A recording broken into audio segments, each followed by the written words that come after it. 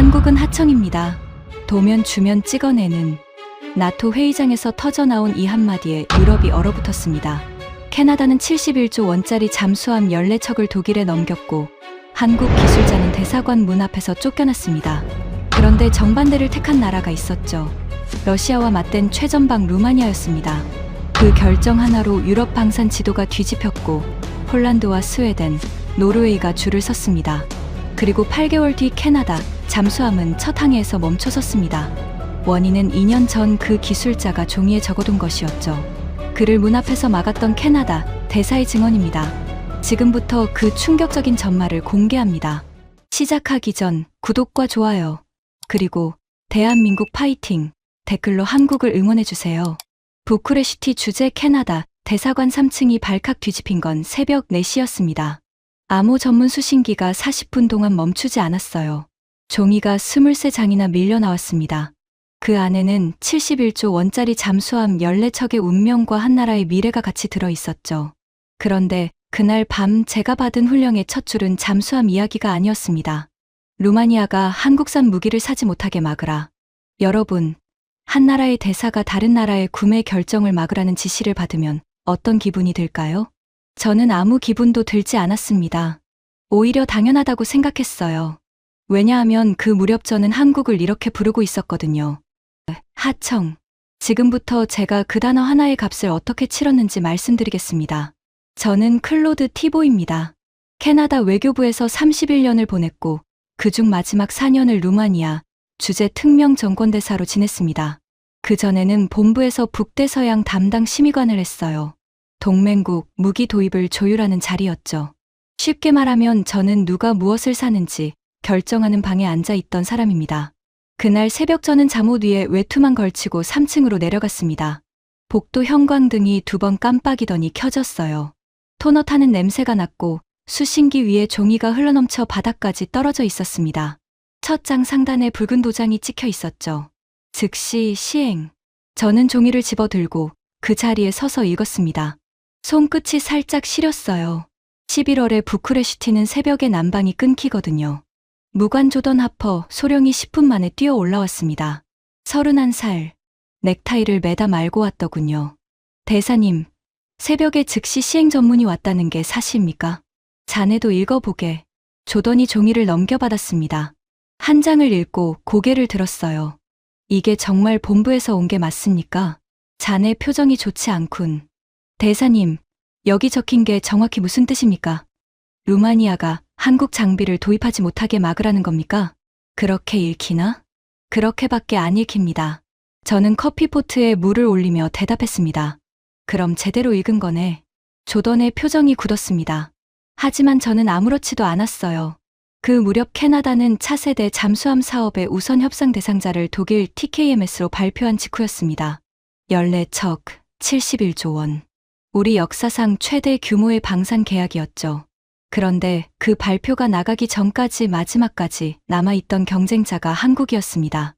한국 업체는 우리 쪽에 5억 2천만 달러 규모의 제철소 투자를 얹었어요. 온타리오 수세인트마리 공장을 살리겠다는 제안이었습니다. 납기는 18개월, 독일은 120개월을 불렀습니다. 숫자만 보면 게임이 안 되는 싸움이었죠. 하지만 우리는 독일을 골랐습니다. 이유는 잠수함 성능이 아니었습니다. 제가 본부 심의관이던 시절 제 책상 뒤에는 나토 방산 공급망 지도가 붙어 있었어요.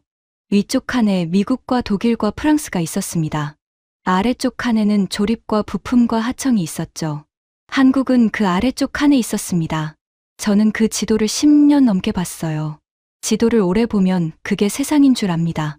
저는 그게 세상인 줄 알았습니다. 그날 아침 6시, 저는 브뤼셀과 화상회의를 열었습니다. 화면에 뜬 사람은 디터 하르트만이었어요. 나토 방산조달 자문위원회 의장. 독일 방산업계에서 20년을 보내고 나토로 넘어온 사람입니다. 유럽 방산 계약이 그의 책상을 거치지 않고 성사되는 일은 거의 없었어요. 티보 대사, 전문은 받으셨습니까? 받았습니다. 다만 표현이 조금 강하더군요. 하르트만이 웃었습니다. 화면 너머로 그가 커피잔을 내려놓는 소리가 들렸어요. 강한 게 아니라 정확한 겁니다. 지금 루마니아가 무슨 짓을 하려는지 아십니까? 보고는 받았습니다. 자주포와 방공 체계를 한국 쪽에서 알아본다고요. 알아보는 정도가 아니에요. 현지 공장까지 짓겠답니다. 대사님, 이게 무슨 의미인지 아시겠습니까? 설명해 주시죠. 나토 동부 전선의 정비 표준이 아시아 회사 손에 넘어간다는 뜻입니다. 생각만 해도 아찔합니다. 저는 잠시 대답하지 않았습니다. 하르트만이 말을 이었어요. 티보 대사, 한국은 하청입니다. 그가 그 단어를 처음 쓴 순간이었습니다. 하청이요? 우리가 도면을 주면 찍어내는 곳이죠. 40년 동안 그래왔습니다. 라이선스 받아서 조립하던 사람들이에요. 그 사람들이 설계를 한다고요? 대사님은 그게 믿어지십니까? 솔직히 말씀드리면 저는 그 말이 믿어졌습니다. 아니, 정확히 말하면 그 말이 제가 알고 있던 세계와 딱 맞아떨어졌어요. 저는 30년 동안 무기가 어디서 오는지 배웠고 그 지도에서 한국은 언제나 아래쪽 칸에 있었습니다. 기한은 얼마나 됩니까? 석 달입니다. 루마니아 국방부가 최종 서명을 하기 전에 판을 돌려놔야 해요. 서명이 들어가면 그 다음은 아무도 못 막습니다. 석 달이면 짧군요. 짧으니까 대사님께 부탁드리는 겁니다. 부속 문서 B를 보세요. 거기 방법이 다 적혀 있습니다. 통화가 끊겼습니다. 저는 23장 중 뒤쪽 12장을 넘겼어요. 거기 부속 문서 B라는 제목이 붙어 있었습니다. 그날 오후 저는 루마니아 국방부로 갔습니다. 조달 담당 차관 드라간을 만나기 위해서였죠. 62살, 30년 넘게 조달 부서에만 있었던 사람입니다. 손등에 오래된 화상 자국이 있었어요. 젊을 때 정비창에서 일했다고 들었습니다. 차관실은 좁았습니다. 라디에이터에서 쇳물 도는 소리가 났고 창틀에는 먼지가 앉아 있었어요. 대사님, 무슨 일로 이렇게 급히 오셨습니까? 차관님, 요즘 조달 계획에 변화가 있다고 들었습니다. 말씀해 보시죠. 동아시아 쪽 업체와 접촉하고 계시다는 이야기가 나토 안에서 돌고 있습니다. 드라간이 서류를 덮었습니다. 그리고 저를 똑바로 봤어요. 돌고 있다니 누가 돌리는 겁니까? 차관님, 저는 우방국 대사로서 조언을 드리러 온 겁니다. 조언이라면 듣겠습니다. 말씀하시죠. 저는 그때 제가 준비해온 문장을 그대로 꺼냈습니다. 지금 생각하면 그 문장 하나가 앞으로 몇 년을 결정하게 되죠. 차관님, 한국이 감히 나토에 덤빈다는 겁니까? 방 안공기가 멈췄습니다. 드라간이 아주 천천히 안경을 벗었어요. 그리고 손수건으로 닦기 시작했습니다. 10초쯤 아무 말도 없었죠. 라디에이터 소리만 났습니다. 대사님, 방금 뭐라고 하셨습니까? 제 표현이 거칠었다면 사과드립니다. 하지만 취지는 아시리라 믿습니다. 취지는 알겠습니다. 드라간이 안경을 다시 썼습니다. 그런데 대사님, 하나만 여쭙겠습니다. 저희 방공 레이더 부품 승인이 지금 몇 개월째 밀려 있는지 아십니까? 정확히는 모르겠습니다. 8달입니다. 8달이요? 교체품은 저희 창고에 있습니다. 상자째로요. 그런데 뚜껑을 못 엽니다. 본사 승인이 안 났으니까요. 저는 웃으며 대답했습니다. 차관님, 절차가 있는 겁니다. 안전을 위한 절차죠. 드라간이 저를 한참 봤습니다. 그리고 짧게 말했어요. 안전을 위한 절차라고 하셨습니까? 그렇습니다.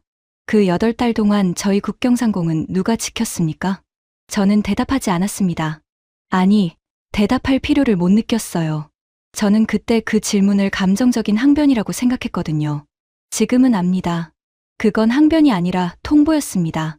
대사관으로 돌아온 저는 부속문서 B를 조던 앞에 펼쳐놨습니다. 저녁 8시였고 창밖으로 첫눈이 날리기 시작했어요. 소령, 이걸 하나씩 읽어보겠네. 자네가 실행 가능성을 판단해주게. 알겠습니다, 대사님. 저는 첫 장을 넘겼습니다. 첫 번째, 한국산 장비의 나토 상호 운용성이 검증되지 않았다는 점을 루마니아 정부에 공식 문제 제기할 것. 조던이 바로 물었습니다. 대사님, 검증이 안 됐다는 근거 자료가 첨부되어 있습니까? 없네. 근거 없이 공식 제기를 하라는 겁니까? 제기부터 하고 자료는 나중에 만들면 된다고 적혀 있군. 조던이 입을 다물었습니다. 저는 다음 장을 넘겼어요. 두 번째, 대사관 주최행사 초청 명단에서 한국 업체 관계자를 전원 제외할 것.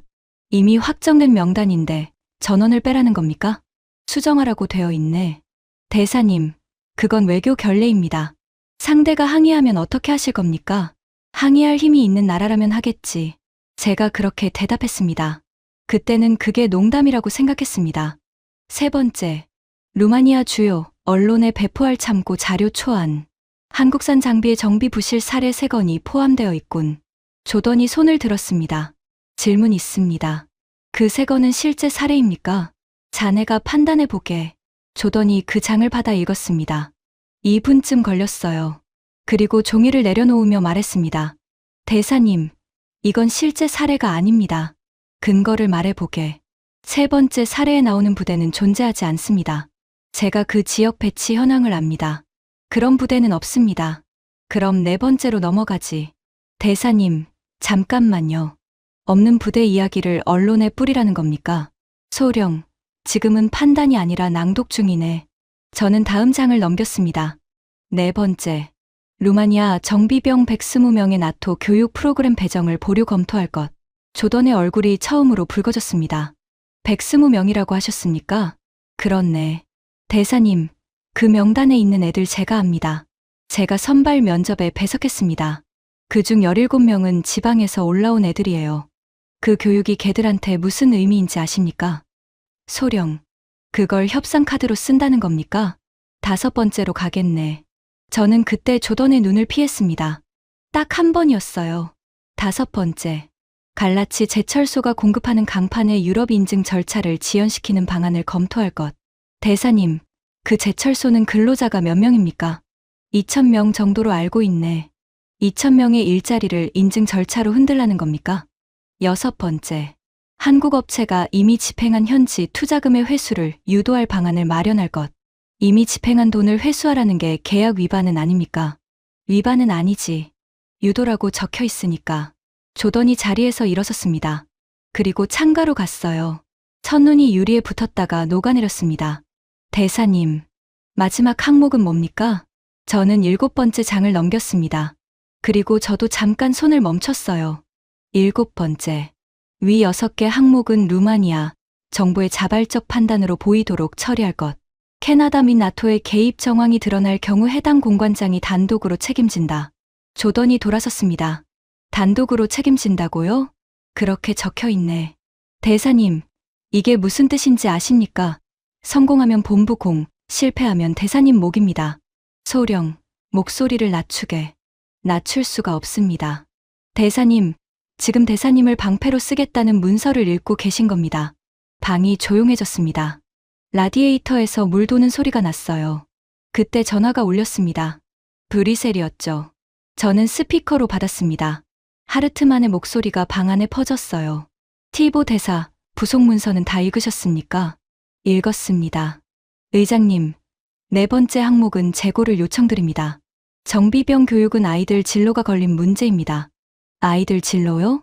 하르트만이 웃었습니다. 그리고 그 웃음이 뚝 끊겼어요. 대사님, 지금 저한테 아이들 이야기를 하십니까? 40년 동안 우리가 만든 표준을 아시아 하청업체가 통째로 가져가려 하고 있는데요. 의장님, 한국 따위가 감히 어딜 덤빕니까? 수화기가 울렸습니다. 그가 책상을 친 소리였어요. 조던이 저를 봤습니다. 하르트만이 다시 목소리를 낮췄어요. 대사님, 하나만 물읍시다. 대사님은 한국에 가보신 적 있습니까? 없습니다. 저도 없습니다. 갈 필요가 없으니까요. 우리가 가는 게 아니라 그쪽이 오는 겁니다. 도면을 받으러요. 알겠습니다. 석 달입니다, 대사님. 잊지 마세요. 전화가 끊겼습니다. 조던이 조용히 말했어요. 대사님, 저 사람 한 번도 그 나라 공장을 본 적이 없다는 겁니까? 소령, 자네도 못 봤겠지. 못 봤습니다. 그럼 우리도 갔네. 조던이 서랍에서 파일을 하나 꺼냈습니다. 대사님, 이것만 보시고 결정해 주십시오. 파일 내용을 말해보게. 제가 지난달에 정리한 자료입니다. 폴란드가 그 나라 자주포를 실제로 받은 인도 기록입니다. 소령, 지금 자네가 뭘 하고 있는지 아나? 압니다. 하지만 대사님, 계약 서명부터 국경 도착까지 11달이었습니다. 11달입니다. 그건 그쪽 홍보 자료겠지. 폴란드 국방부 인수검수 서류입니다. 홍보물이 아닙니다. 저는 그 파일을 받지 않았습니다. 받지 못한 게 아니라 받고 싶지 않았어요. 제 지도에는 그런 숫자가 들어갈 칸이 없었거든요. 소령, 자네 다음 진급 심사가 언제인가? 조던이 파일을 천천히 내렸습니다. 봄입니다, 대사님. 그럼 봄까지는 자네 자리에서 할 일만 하게. 조던이 경례를 하고 나갔습니다. 문이 닫히는 소리가 유난히 조용했어요. 그날 밤 저는 첫 번째 항목을 집행했습니다. 언론 참고 자료를 대사관 공보 담당에게 넘겼어요. 손이 떨리지도 않았습니다. 그때 제 머릿속에 있던 문장은 하나뿐이었습니다. 이 정도는 외교에서 늘 있는 일이다. 저는 정말로 그렇게 믿었습니다. 2주 뒤 대사관에서 방산협력의 밤 행사가 열렸습니다. 매년 하는 리셉션이었어요. 하지만 그 해에는 명단이 달랐습니다. 두 번째 항목대로 한국 업체 관계자를 전원 뺐거든요. 그런데 루마니아 국방부가 자기들 몫의 초청권으로 한국 쪽 두 사람을 그냥 데려왔습니다. 저는 그 사실을 행사 시작 30분 전에 알았어요. 대사님, 국방부 명단에 2명이 추가되어 있습니다. 공보관이 종이를 내밀었습니다. 저는 이름을 봤어요. 윤세라, 그리고 박만수. 직함을 확인해 보게. 한 사람은 사업개발팀장이고 다른 한 사람은 생산기술 반장이라고 되어 있습니다. 반장이라 현장 기술자인 것 같습니다. 리셉션 홀의 샹들리에가 켜졌습니다. 웨이터들이 잔을 나르기 시작했고 현악 사중주가 소리를 맞췄어요. 저는 입구 쪽에 서서 손님들을 맞았습니다. 윤세라 팀장이 먼저 들어왔습니다. 40세쯤으로 보였어요. 짙은 회색 정장에 서류 가방 하나. 그 사람이 저에게 손을 내밀었습니다. 대사님, 초대해 주셔서 감사합니다. 오시는데 불편은 없으셨습니까? 초청장이 저희 쪽으로는 오지 않았습니다. 국방부 쪽에서 자리를 내주셨어요. 행정착오가 있었던 모양입니다. 그러셨군요. 윤 팀장이 웃었습니다. 그런데 그 웃음이 조금도 흔들리지 않았어요. 저는 그 순간이 아직도 기억납니다. 화를 낼 줄 알았는데 화를 내지 않았거든요. 대사님, 하나만 여쭤도 되겠습니까? 말씀하시죠. 저희가 여기서 무엇을 잘못했는지 알려주실 수 있으십니까? 고칠 수 있는 것이면 고치겠습니다. 무슨 말씀이신지 모르겠군요. 알겠습니다. 그럼 오늘은 인사만 드리겠습니다. 윤 팀장이 안으로 들어갔습니다. 그리고 그 뒤에 한 사람이 서 있었어요. 68쯤 되어 보이는 남자였습니다. 정장이 아니었어요. 남색 작업복이었습니다. 소매 끝이 달아 있었고 무릎 쪽에 기름 자국이 희미하게 남아 있었죠. 그리고 손에 낡은 공구 가방을 들고 있었습니다. 가죽이 벗겨져서 안쪽 천이 드러난 가방이었어요. 손잡이는 검은 테이프로 감겨 있었습니다. 저는 그를 막았습니다. 실례합니다. 어느 분이십니까? 박만수라고 합니다. 한국어 억양이 강했지만 영어는 또렷했어요. 오늘은 계약을 논의하는 자리입니다. 기술자분은 왜 오셨습니까? 박만수가 저를 봤습니다. 그리고 아주 천천히 대답했어요. 제가 만든 물건을 여기서 이야기한다고 들어서요. 그건 회사가 이야기할 겁니다. 그렇습니까? 복장 규정도 있습니다. 이해해 주시죠. 옆에서 웨이터가 잠깐 멈춰섰습니다. 홀 안쪽에서 누군가 웃는 소리가 들렸어요. 박만수가 고개를 한번 끄덕였습니다. 화도 내지 않았고 항의도 하지 않았어요. 알겠습니다. 폐에 끼쳐 드려 죄송합니다. 그러더니 그가 공구 가방을 바닥에 내려놓고 열었습니다. 안에서 접힌 종이 한 장을 꺼냈어요. 손글씨가 빼곡한 종이었습니다. 그럼 이것만 놓고 가겠습니다. 그게 뭡니까? 흑해 쪽 장비를 쓰시게 되면 언젠가 필요하실 겁니다. 박만수가 그 종이를 제 옆 안내 데스크에 놓인 서류철 사이에 끼워 넣었습니다. 그리고 공구 가방을 다시 들고 돌아섰어요. 저는 그 종이를 보지 않았습니다. 그날도 그 후로도 오랫동안요. 문이 닫히고 그가 계단을 내려가는 소리가 났습니다. 공구 가방이 계단 난간에 한번 부딪혔어요. 딱 하는 소리가 홀 안까지 들렸습니다. 조던이 다가왔습니다. 대사님, 방금 그분 돌려보내신 겁니까? 복장 규정이 있네. 저희 행사에 복장 규정이 있었습니까? 오늘부터 있네. 조던이 아무 말도 하지 않았습니다. 그때 홀 안쪽에서 웃음소리가 터졌습니다. 저는 그쪽으로 걸어갔어요. 브리셀 자문위에서 온 실무자 한 사람이 윤세라 팀장 앞에 서 있었습니다. 잔을 든 채였죠. 팀장님, 궁금한 게 하나 있는데요. 그쪽 회사는 도면을 어디서 봤습니까? 저희가 그립니다. 아니, 원본 도면 말입니다. 원본이요. 저희가 그린 게 원본입니다. 그 남자가 웃었습니다. 옆에 서 있던 두세 사람도 따라 웃었어요. 그럼 그 원본은 누구한테 검증을 받습니까? 윤 팀장이 잔을 내려놓았습니다. 바다에서 받습니다. 바다요? 저희 장비는 염분이 높은 해역에서 8년째 돌아가고 있습니다. 그게 저희 검증입니다. 웃음이 멎었습니다. 하지만 그 남자는 어깨를 으쓱하고 돌아섰어요. 뭐, 열심히 하세요. 윤 팀장은 그 뒷모습을 보며 아무 말도 하지 않았습니다. 그리고 잔을 다시 들었죠. 손이 조금도 떨리지 않더군요. 저는 그 장면을 10초쯤 지켜봤습니다. 그리고 그냥 지나쳤습니다. 리셉션은 11시에 끝났습니다. 저는 마지막 손님을 배웅하고 3층으로 올라갔어요. 넥타이를 풀면서 창밖을 봤습니다. 눈이 제법 쌓여 있었죠. 그때 제 휴대전화가 울렸습니다. 밤 11시 40분이었어요. 들어간 차관이었습니다. 대사님, 늦은 시간에 죄송합니다. 괜찮습니다. 무슨 일이십니까? 내일 아침 저희 국방부가 발표를 하나 합니다. 대사님께서 신문으로 아시는 것보다는 제가 먼저 말씀드리는 게 예의일 것 같아서요. 어떤 발표입니까? 저희가 한국 측과 계약을 체결했습니다. 저는 손에 들고 있던 넥타이를 놓쳤습니다. 차관님, 석 달 전에 저희가 나눈 이야기가 있지 않습니까? 있었습니다. 그런데도 진행하셨다는 겁니까? 대사님, 저희는 그 이야기를 들은 뒤에 오히려 서둘렀습니다. 설명해 주시겠습니까? 수화기 너머에서 들어가니 잠시 숨을 골랐습니다. 대사님께서 저희 방으로 오셨던 날 있지 않습니까? 저는 그날 밤 창고에 갔습니다. 8달째 모지연 상자를 직접 봤어요. 그리고 결심했습니다. 차관님, 자주포와 방공 체계입니다. 그리고 하나 더 있습니다. 더 있다니요? 현지 공장입니다. 부지는 이미 확보했고 착공은 다음 달입니다. 저는 아무 말도 못했습니다. 들어가니 마지막으로 말했어요. 대사님, 아까 말씀하신 것 중에 하나만 정정하고 싶습니다. 말씀하시죠. 한국이 저희한테 덤빈 적은 한 번도 없습니다. 저희가 먼저 찾아갔습니다. 전화가 끊겼습니다. 저는 창가에 그대로 서 있었어요. 아래쪽 정원에 눈이 계속 내리고 있었습니다. 2시간 전 그 노인이 내려간 계단 위에도 눈이 덮이고 있었죠. 그리고 저는 그 순간 이상한 걸 느꼈습니다. 이 계약이 성사되면 곤란해지는 건 루마니아가 아닐지도 모른다는 생각이었어요. 바로 그때 조던이 문을 두드렸습니다. 대사님, 본부에서 긴급 전문입니다. 읽어보게. 수세인트마리 제철소 노조가 성명을 냈습니다. 제철소 노조까지 나섰다는 건가? 한국 업체가 약속했던 투자가 백지화되면서 감원 계획이 발표됐답니다. 480명입니다. 저는 조던을 봤습니다. 480명이라고 했나? 예.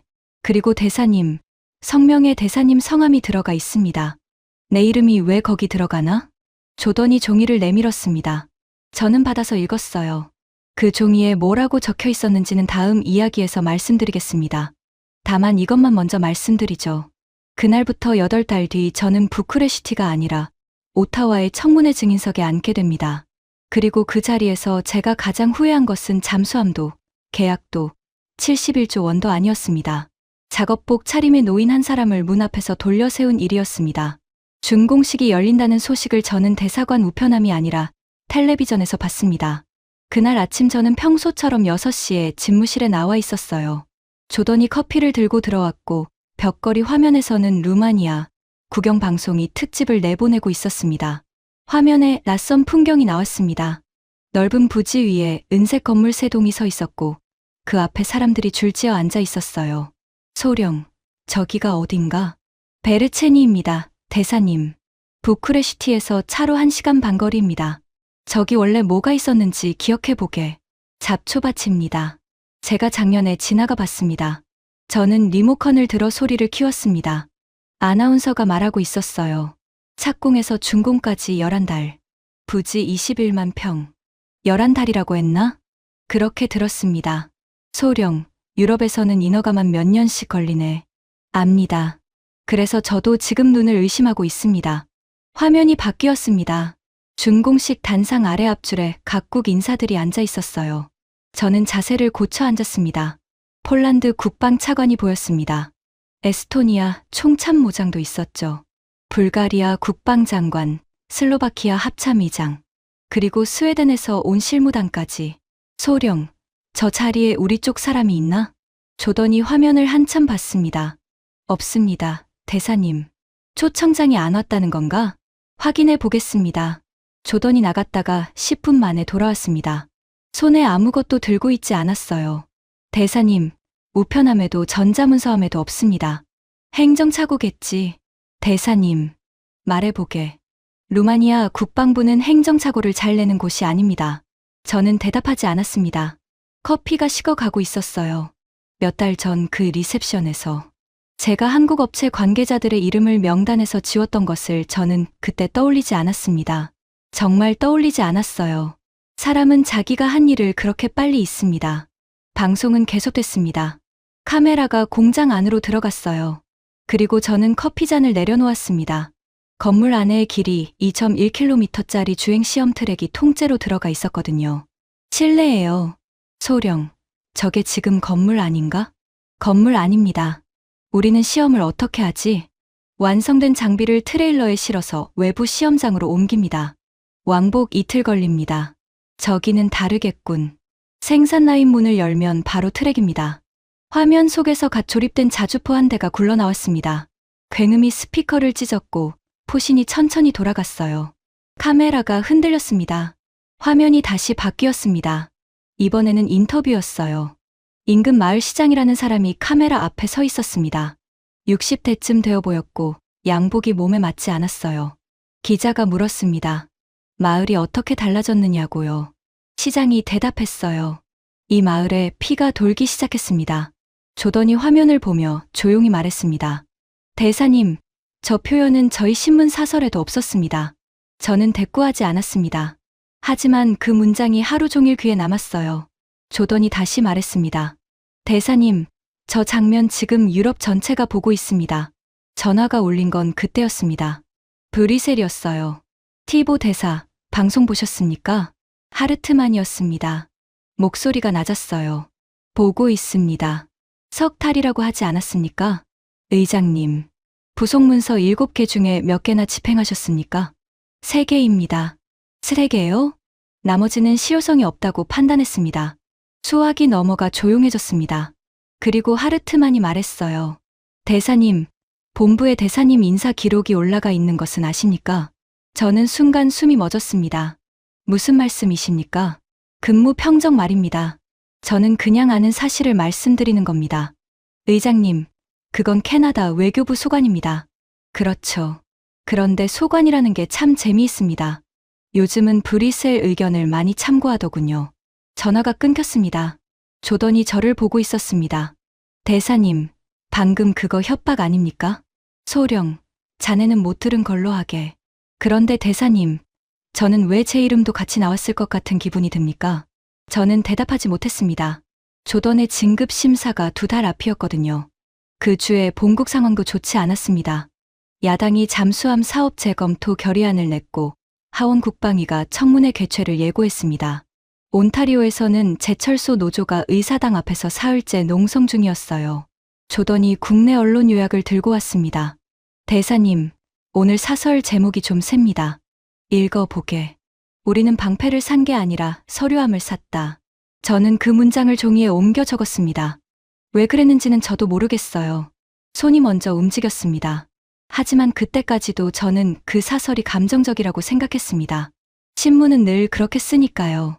같은 날 오후 브뤼셀에서 짧은 통지가 하나 왔습니다. 조던 하퍼 소령의 나토 연합참모 과정 배정이 보류됐다는 내용이었어요. 저는 조던을 부르지 않았습니다. 조던도 묻지 않았고요.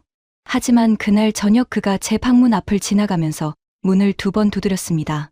들어오지는 않았어요. 그날 오후 본국에서 서류 봉투가 도착했습니다. 외교 행랑이 아니라 일반 우편이었어요. 발신지는 온타리오 수세인트 말이었습니다. 봉투를 열자손으로 쓴 편지 한 장이 나왔습니다.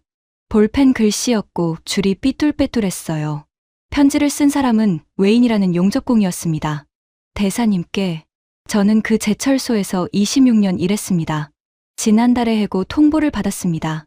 저를 포함해서 480명입니다. 저는 정치를 모릅니다. 다만 하나만 말씀드리고 싶습니다. 작년 여름에 그 한국 회사 사람들이 우리 공장에 왔습니다. 넥타이 메고 온 사람들이 아니라 안전화 신고 온 사람들이었습니다. 우리 용접 라인을 하루 종일 봤습니다. 그리고 우리 반장한테 물었습니다. 여기 사람들 몇 명이나 남기고 싶으냐고. 우리 반장이 전원이라고 했습니다. 그 사람들이 알았다고 했습니다. 그게 다입니다. 그 회사는 우리한테 아무 약속도 안 했습니다. 그냥 알았다고만 했습니다. 그런데 대사님, 저는 요즘 이 생각을 합니다.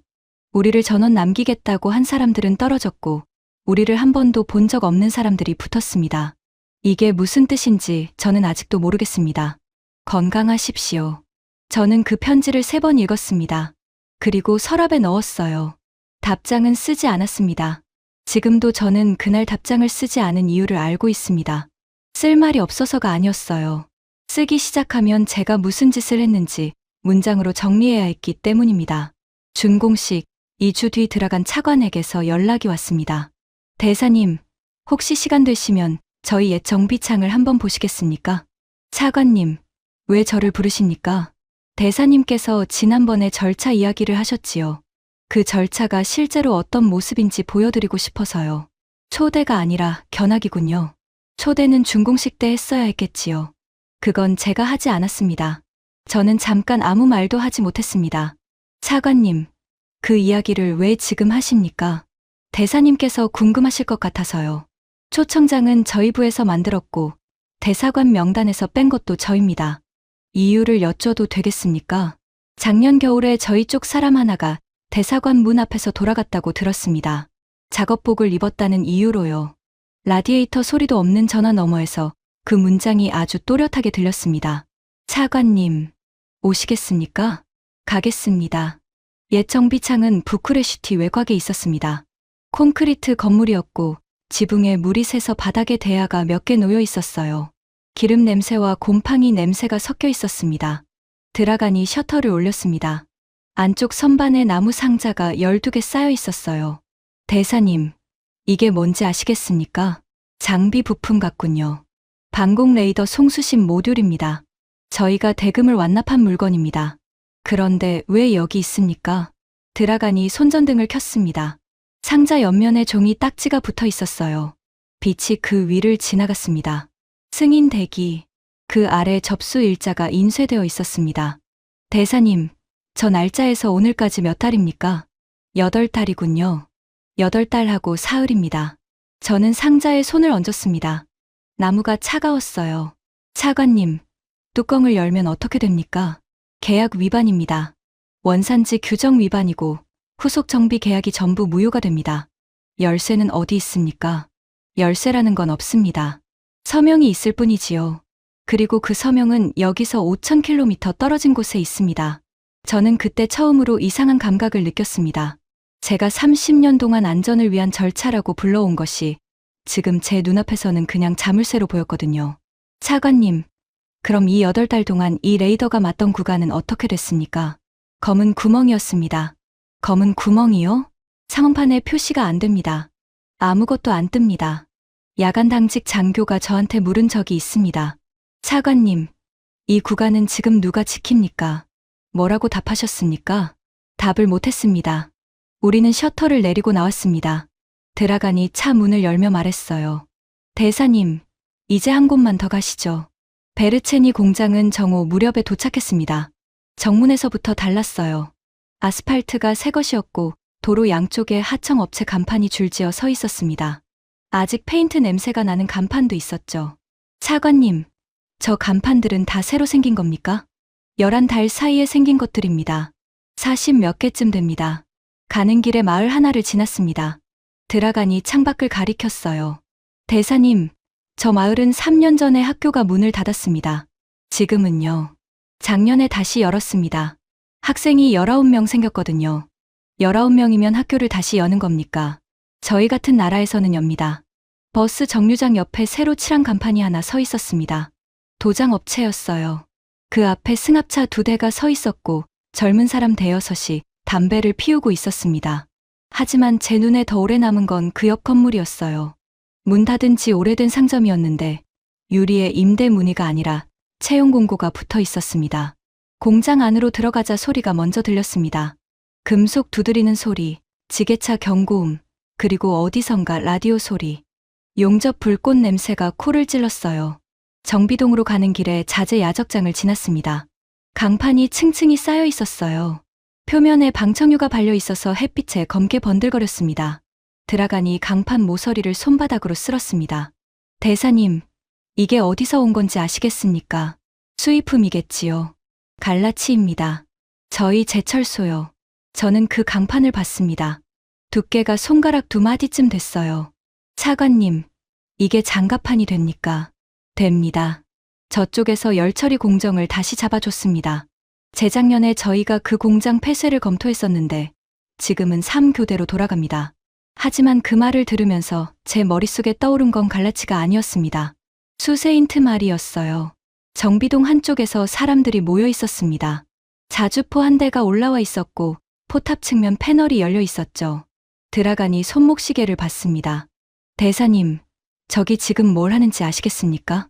정비 같군요. 저 모듈이 아까 그 상자 안에 있던 것과 같은 계열입니다. 같은 계열이라니 뜻밖이군요. 기능이 같습니다.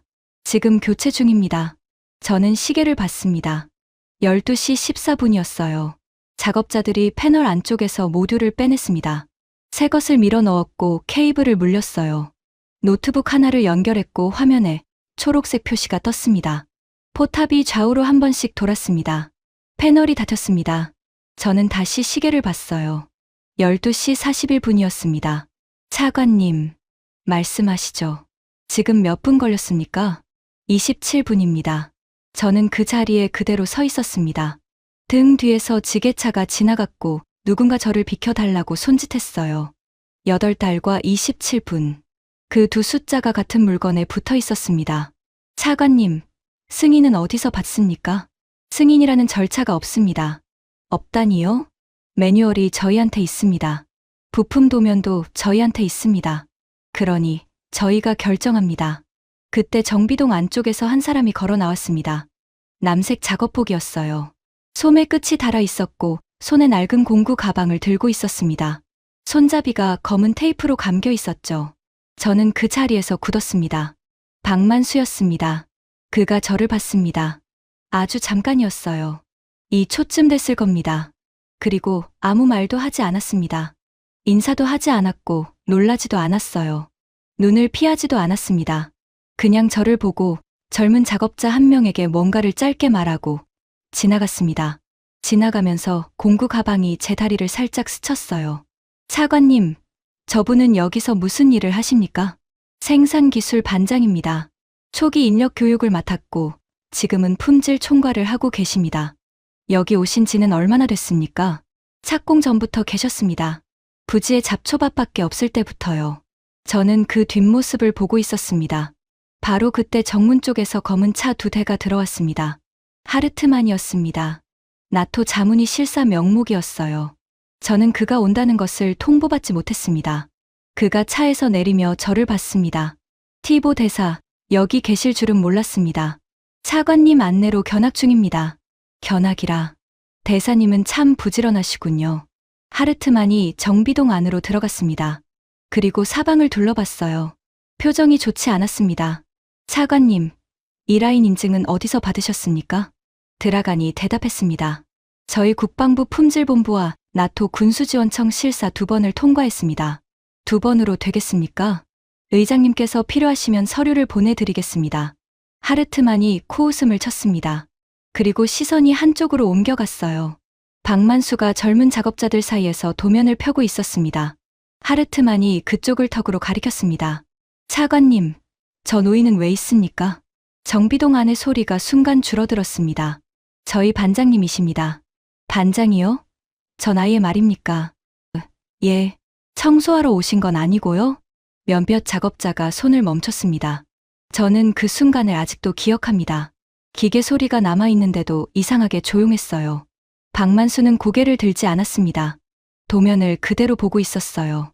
그런데 그 옆에 서 있던 여자 하나가 고개를 들었습니다. 27쯤 되어 보이는 대위였어요. 명찰에 엘레나라고 적혀 있었습니다. 의장님, 무슨 일입니까? 저 도면 제가 못 읽었습니다. 그게 무슨 말입니까? 작년까지 저는 저 도면을 못 읽었습니다. 지금은 읽습니다. 저분이 10달 동안 가르쳐 주셔서요. 하르트만이 그녀를 봤습니다. 그리고 짧게 웃었어요. 그래서요? 그래서 청소부는 아니라는 말씀을 드리는 겁니다. 하르트만이 손목시계를 보더니 돌아섰습니다. 차관님, 실사 보고서는 브뤼셀에서 정리하겠습니다. 그가 나갔습니다. 차 문이 2번 닫혔고 자갈 밟는 소리가 멀어졌어요. 정비동 안이 다시 시끄러워졌습니다. 엘레나 대위가 박만수 쪽으로 갔습니다. 뭔가 말을 걸었어요. 저는 그쪽으로 2걸음 다가갔습니다. 박만수가 웃으면서 도면 한쪽을 손가락으로 짚고 있었습니다. 여기, 이 각도. 여기가 왜 이렇게 되어 있는지 알아야 돼요. 반장님, 아까 그 사람 말은 신경 쓰지 마세요. 무슨 말이요? 청소부라고 한 거요. 박만수가 고개를 들지 않고 대답했습니다. 청소도 해야지요. 여기 우리 공장인데. 엘레나가 아무 말도 못했습니다. 하지만 그 짧은 대답을 들은 사람 중에서 가장 오래 그 자리에 서 있었던 건 저였습니다. 저는 그 자리에 남아 있었습니다. 그리고 제가 무엇을 해야 했는지 알고 있었어요. 저는 아무 말도 하지 않았습니다. 작년 겨울에 그 사람을 문 앞에서 돌려세운 게 바로 저였으니까요. 돌아오는 차 안에서 드라간이 서류철을 무릎 위에 올렸습니다. 대사님, 오늘 하나 여쭙고 싶은 게 있습니다. 말씀하시죠. 대사님께서는 저희가 왜 저 회사를 골랐다고 생각하십니까? 싸니까 아니겠습니까? 싸지 않습니다. 그럼 빨라서겠지요. 빠릅니다. 하지만 그것도 이유의 절반입니다. 나머지 절반은 뭡니까? 드라간이 서류철을 열었습니다. 안에 표가 6장 들어 있었어요. 대사님, 제가 하나씩 읽어드리겠습니다. 지루하시면 말씀하십시오. 듣겠습니다. 첫 번째, 갈라치 제철소 강판입니다. 제철소 말씀이시군요. 저희 강판을 연간 4만 톤 사갑니다. 장갑판으로 씁니다. 수입 강판이 더 좋지 않습니까? 더 좋습니다. 그런데 저희 것을 씁니다. 이유가 뭡니까? 저희 것을 쓰면 저희 사람이 일을 하니까요. 그 제철소 인원이 2,100명입니다. 재작년에 문 닫는다는 소문이 돌았습니다. 대사님, 그 제철소에 반장이 한 사람 있습니다. 이름은 코스민입니다. 그분이 왜요?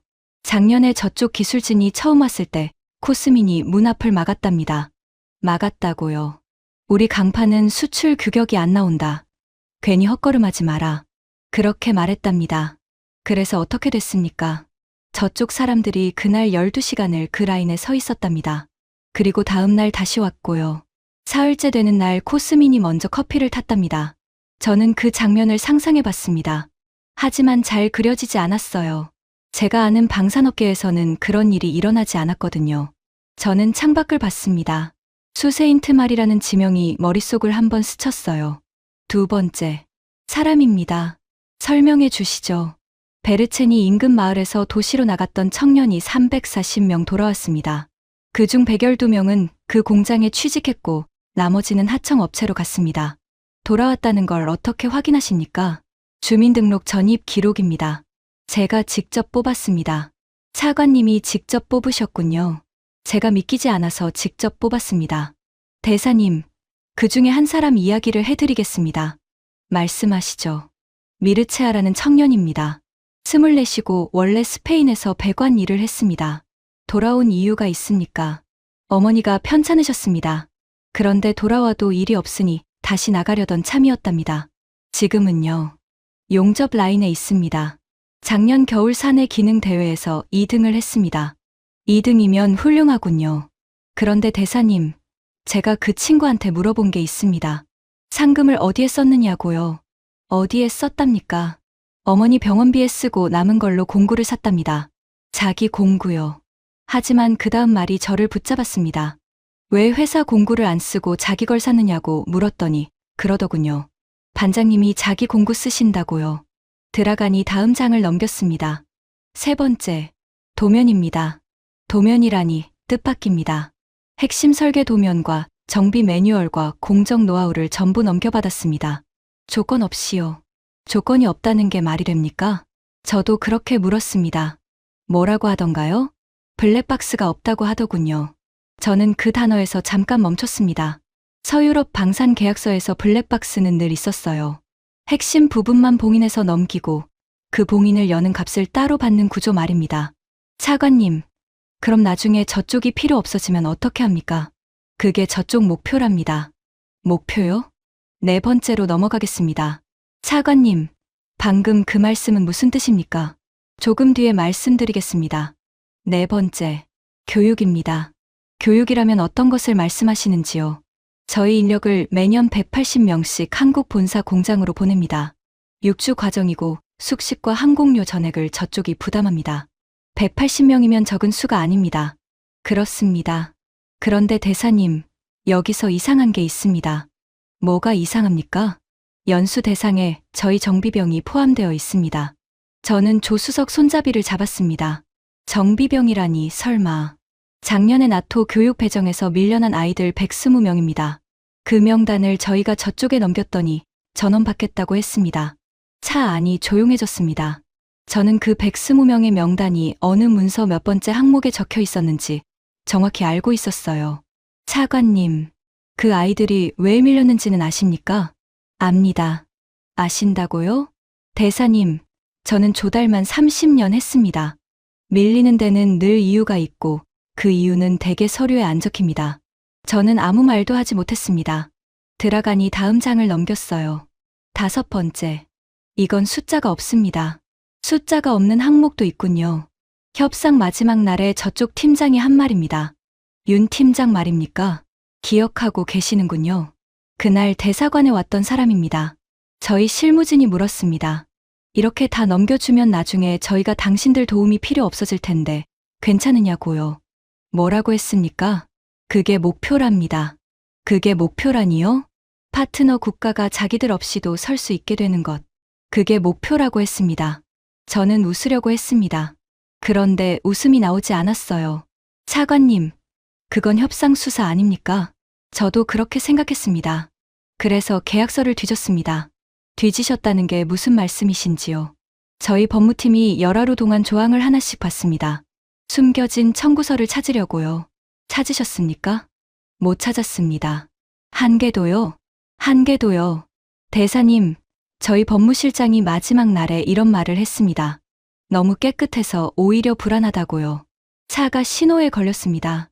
와이퍼가 한번 움직였어요. 차관님, 6번째가 남았습니까? 남았습니다. 그런데 이건 표에 없습니다. 표에 없다는 건 처음 듣습니다. 제가 손으로 적었습니다. 차가 시내로 들어설 무렵 들어가니 잠깐 창밖을 봤습니다.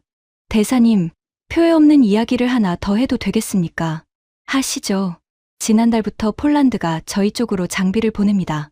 장비를 보낸다는 게 무슨 뜻입니까? 성능 개량과 정비 말입니다. 폴란드가 운용하는 같은 계열 자주포입니다. 서울까지 안 보내고 베르체니로 옵니다. 거리 때문입니까? 거리도 있지만 시간 때문입니다.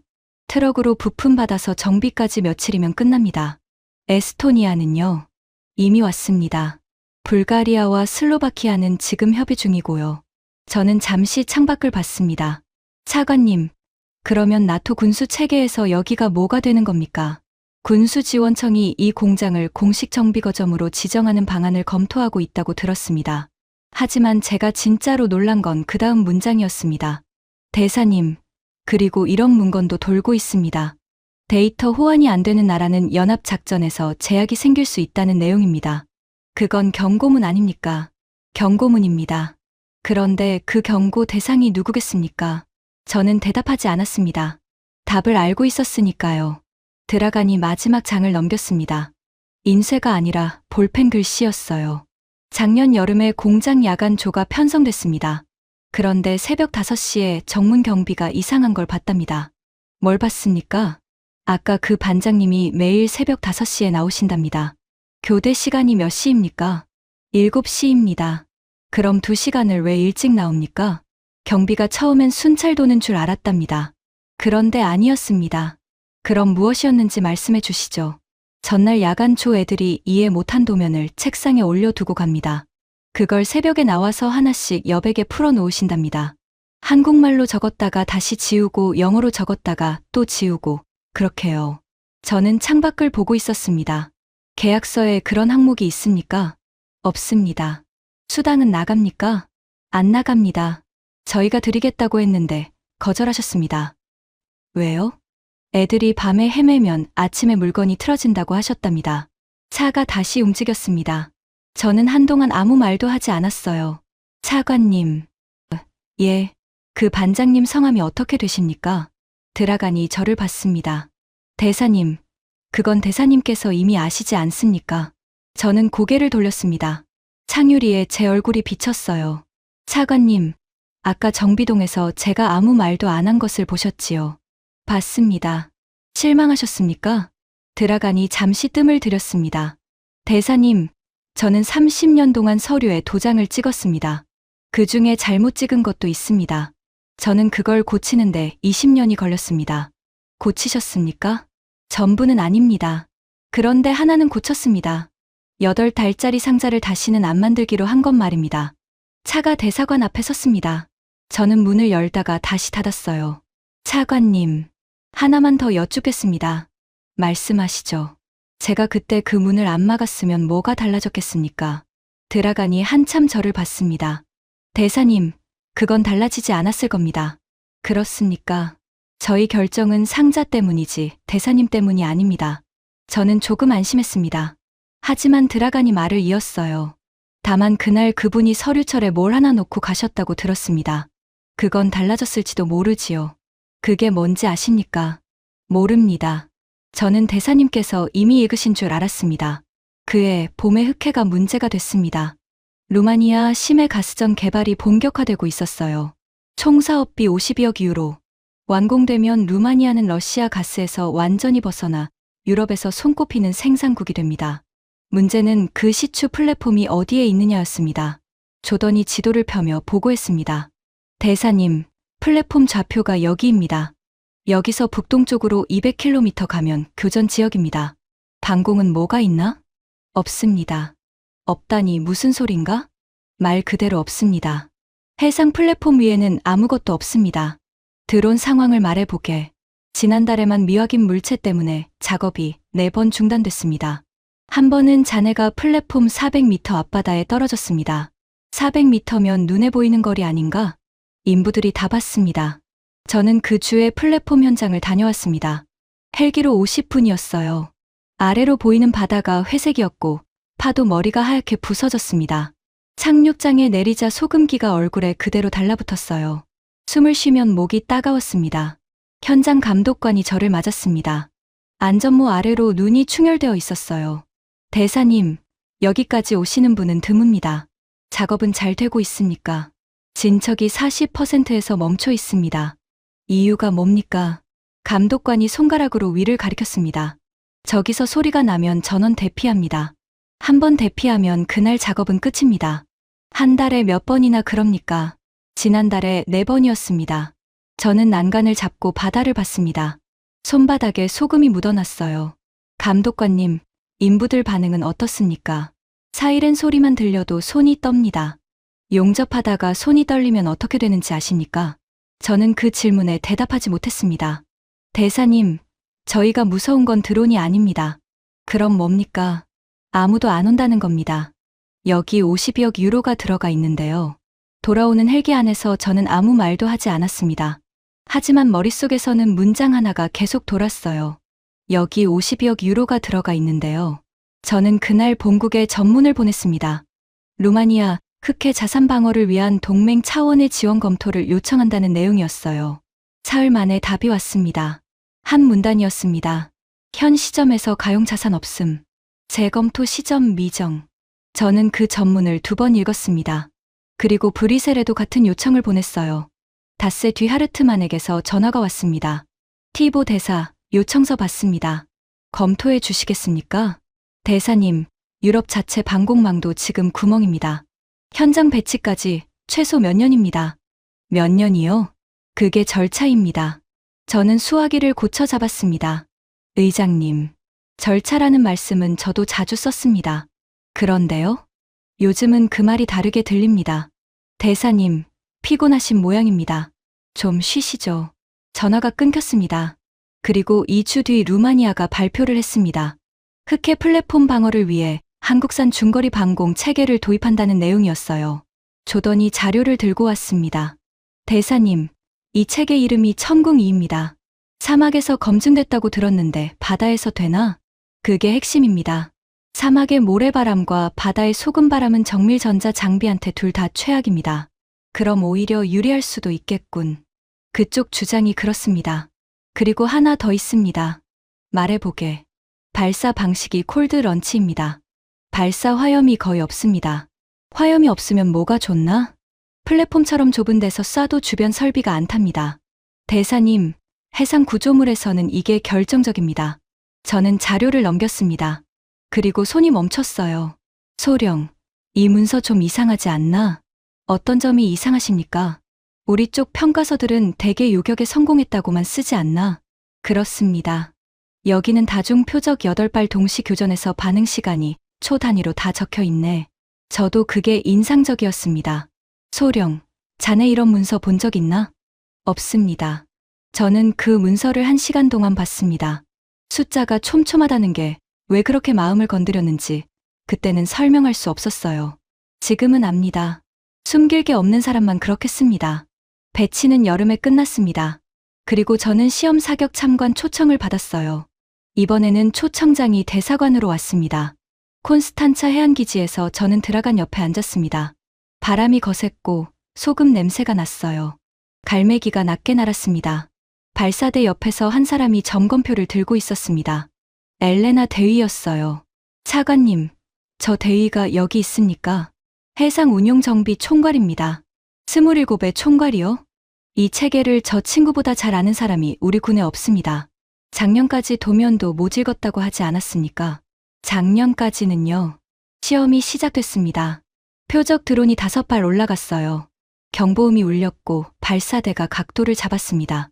그리고 발사관에서 미사일이 조용히 튀어 올랐습니다. 정말 조용했어요. 화염이 거의 없었습니다. 소리가 나는 건 그 다음이었죠. 5발이 전부 요격됐습니다. 바다 위에 흰 연기가 5줄기 남았어요. 기지 안에서 박수가 나왔습니다.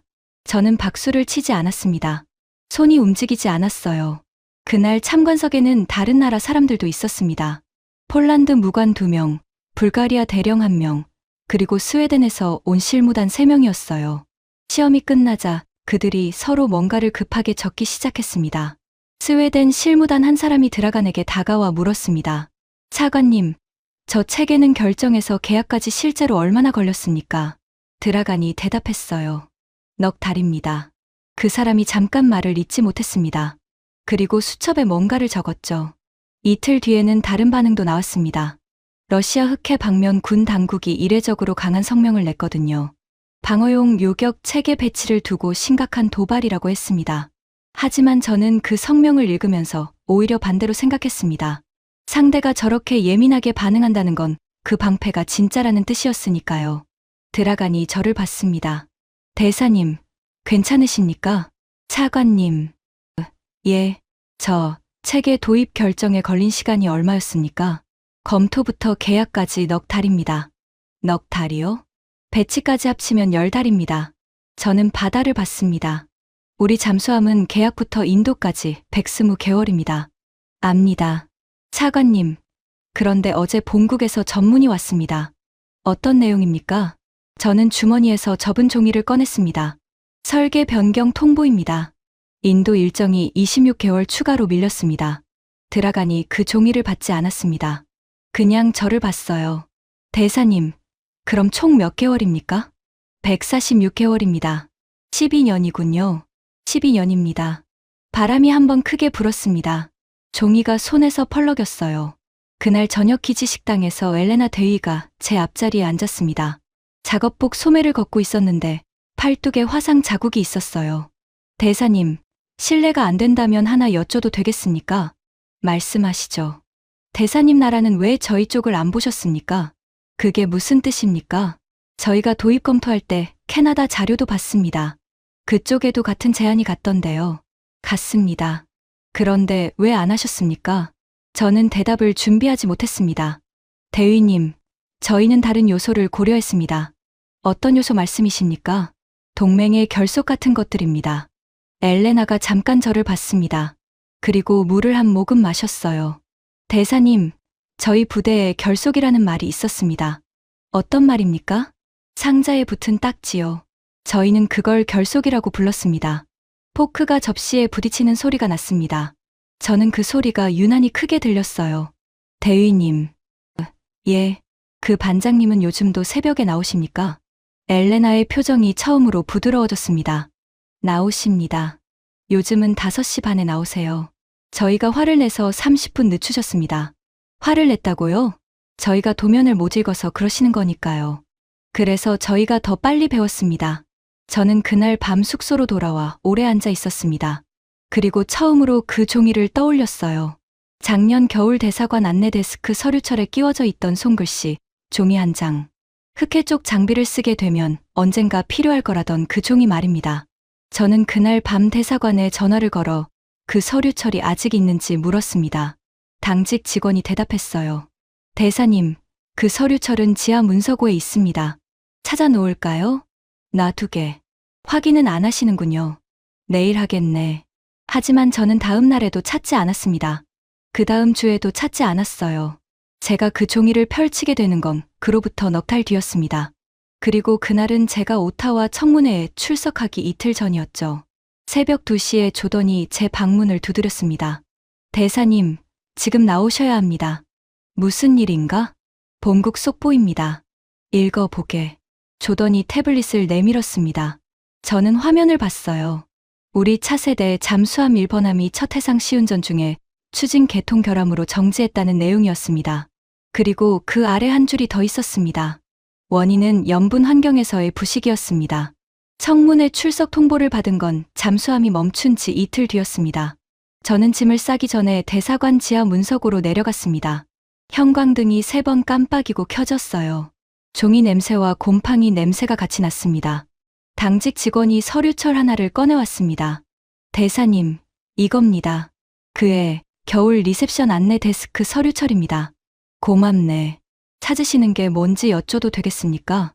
손으로 쓴 종이 한 장이네. 저는 서류철을 열었습니다.